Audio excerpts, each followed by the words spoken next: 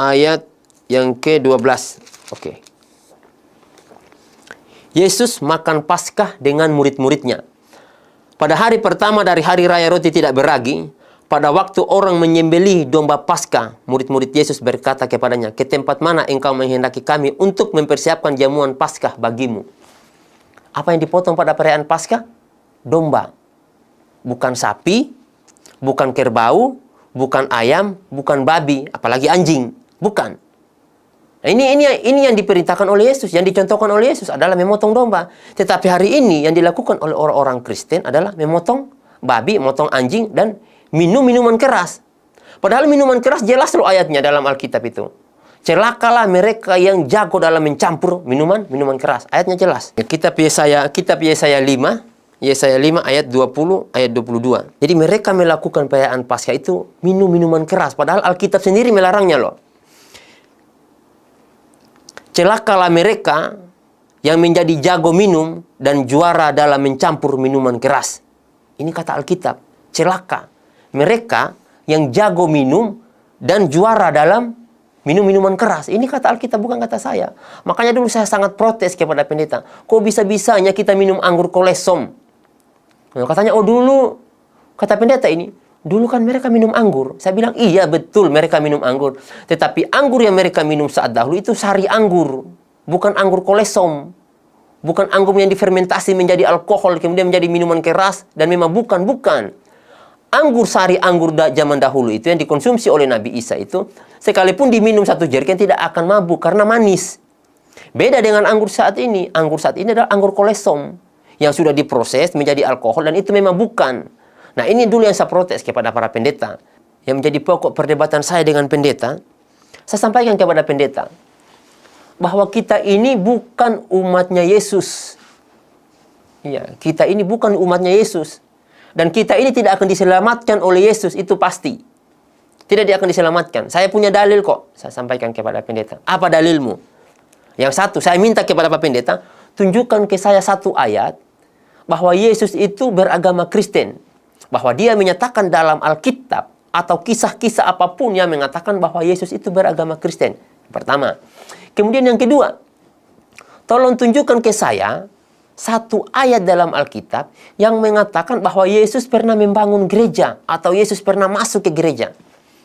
Itu. Pasti tidak akan ada kita dapatkan ayatnya. Karena Yesus bukan beragama Kristen. Dan Yesus memang bukan agama Kristen. Siapa agama Kristen? Nanti sebentar saya jelaskan. Saya sampaikan kepada pendeta, kita ini adalah pengikut Paulus. Pengikut Yesus itu bukan kita. Dan yang akan diselamatkan oleh Yesus itu bukan kita. Hanya orang Israel, hanya Bani Israel. Karena jelas kata Yesus, aku diutus hanya untuk Bani Israel. Itu kata Yesus. Iya. Di Matius 15 ayat yang ke-24. Matius 15 ayat yang ke-24, aku diutus kata Yesus hanya untuk domba dari Bani Israel. Itu kata Yesus. Yang kedua, Roh Kudus melarang Injil itu masuk ke Asia. Ini melarang loh. Roh Kudus melarang masuk ke Asia. Kita buka. Kisah Para Rasul 16 ayat yang ke-6. Kisah Para Rasul 16 ayat yang ke-6. Mereka melintasi tanah Frigia dan tanah Galatia, karena Roh Kudus mencegah mereka untuk memberitakan Injil di Asia. Yang jadi pertanyaan saya, Pak Pendeta, Indonesia ini kan masuk Asia ini. Jadi ketika Roh Kudus mencegah Injil masuk di Asia, artinya Roh Kudus mencegah Injil masuk ke Indonesia. Nah, ini juga salah satu dalil yang mengatakan bahwa Injil ini bukan Injil asli. Karena Roh Kudus melarang tuh. Melarang Injil ini masuk ke Asia. Berarti ini bukan Injil, ini karangan manusia. Karena Roh Kudus melarang loh. Mana lebih hebat? Roh Kudus atau pendeta? Ini Roh Kudus melarang. Lanjut lagi, kata Yesus. Ini tadi Roh Kudus yang mencegah. Ini Roh Kudus yang mencegah. Pada ayat yang ke-7. Kita baca pada ayat yang ke-7. Dan setibanya di Misia, mereka mencoba masuk ke daerah Bitinia. Tetapi Roh Yesus tidak mengizinkan mereka.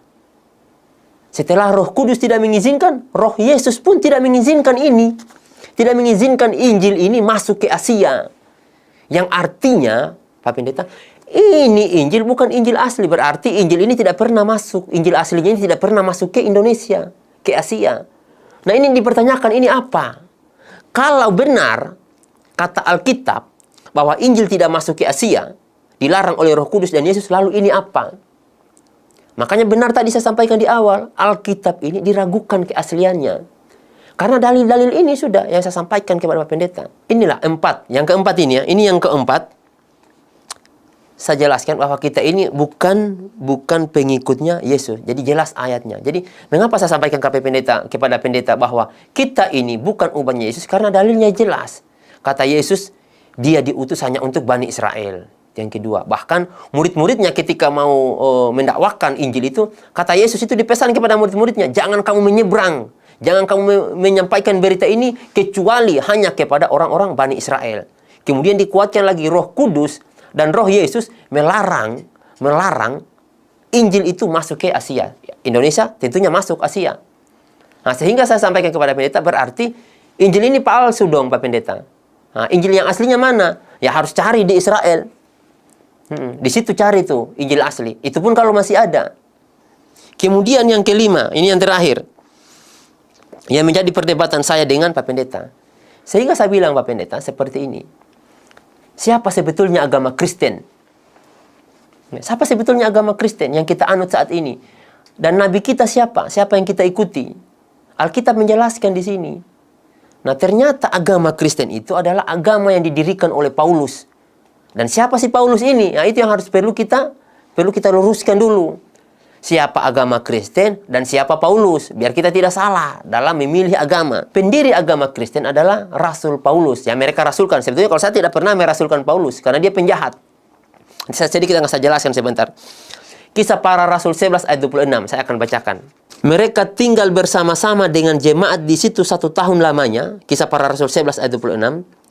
Mereka tinggal bersama-sama dengan jemaat itu 1 tahun lamanya sambil mengajar banyak orang di Antiokhia. Dan di Antiokhia inilah murid-murid itu untuk pertama kali disebut Kristen. Di mana pertama kali disebut Kristen? Bukan saat ada Yesus. Bukan ketika Yesus bersama murid-muridnya. Bukan ketika murid-murid Yesus bersama para jemaat yang lain. Tidak. Tetapi ketika Paulus bersama dengan para teman-temannya. Nah, disitulah agama Kristen dibentuk. Maka agama Kristen ini adalah agamanya Paulus. Nabinya si Paulus. Nah, Paulus ini adalah orang yang menentang Yesus. Seharusnya orang Kristen jika mau merasulkan seseorang, seharusnya yang dirasulkan adalah Stefanus. Stefanus itu adalah orang yang memperjuangkan agama Kristen, bukan memperjuangkan agama Kristen. Stefanus adalah orang yang memperjuangkan ajaran Yesus, yang menentang Paulus sampai dia dihukum itu, dibunuh oleh gerombolan si Paulus. Ini yang perlu teman-teman pahami.